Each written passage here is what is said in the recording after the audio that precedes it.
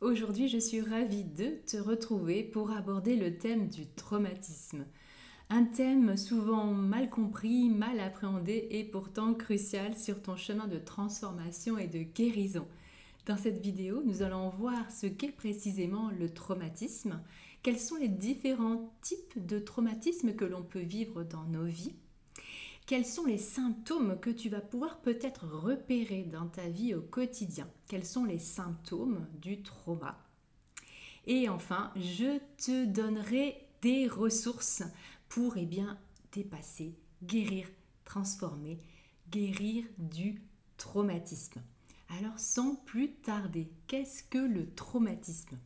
Je vais te parler du docteur Peter Levine que tu connais peut-être, qui est un spécialiste dans ce domaine.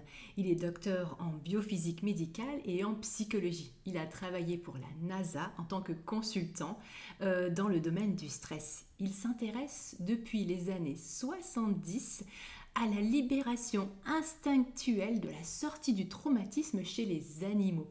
C'est en s'intéressant justement au comportement des animaux qu'il a pu transposer leurs ressources, leur façon à eux de sortir du trauma à l'être humain. Voilà, c'est vraiment ce qu'il a découvert et il a développé du coup l'approche de la somatic experiencing. Donc Peter Levine est un expert reconnu dans le domaine du trauma.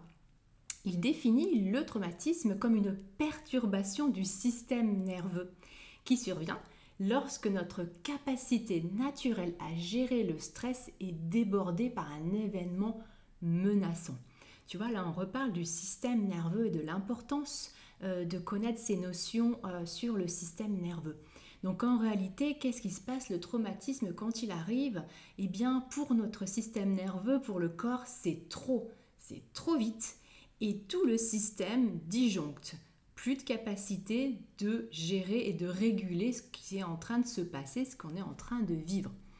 Toujours selon Peter Levine, le traumatisme n'est pas uniquement lié à l'événement en lui-même, mais plutôt à la manière dont le corps va réagir à celui-ci.